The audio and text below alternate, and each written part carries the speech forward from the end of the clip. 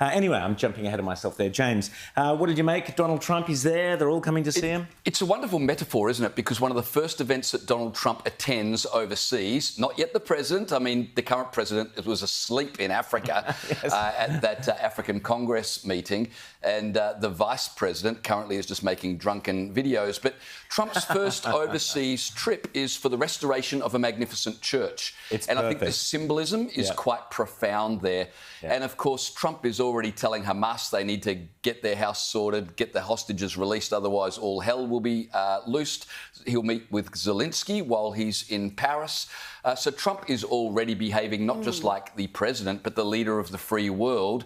You've got Justin Trudeau rushed to Mar-a-Lago the other day to meet with Trump just to try and sort things out on the northern border with threat of tariffs being hanging over his head. I did love Donald Trump's response when it came to Justin Trudeau. Apparently, part of the discussion that got leaked by people who were present at the table was Trudeau was complaining about these tariffs, and Trump said, well, if you can't handle something this minor, perhaps Canada should become the 51st state of the US. And which sent them all in their crazy land, the lefties. Yeah, and what? You can be Governor Trudeau. You can be the governor of this latest state. And then he posted a meme of himself looking supposedly at Canada, an II image.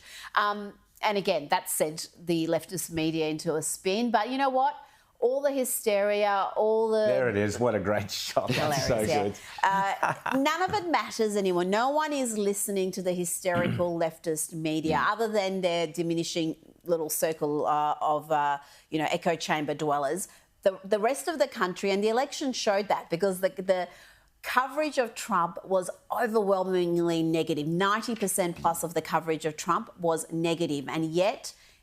in the end, it didn't have the impact it would have had in previous elections. People have stopped listening. They have cried wolf too many times. Absolutely. And they just don't believe them anymore. There's a massive message here for Australia, and every Australian business person in particular, but every Australian has to realise that our coming election, which will be before May, could be as early as February, our coming election will either set Australia up to be right there as part of that renaissance of the West with the coalition government in place, on side with the Trump agenda, or we'll be like Luddites stuck in the kind of dark ages of the past. If we re-elect the Teals, the Greens and Labor, we are forcing this country to be shackled to the past, to be separated from the great renaissance of the West that is occurring. We will be complete idiots. We will be floundering in our woke little cesspit of left-wing ideology. This is a really critical moment for Australia, and we've got to start thinking of it in those terms, James.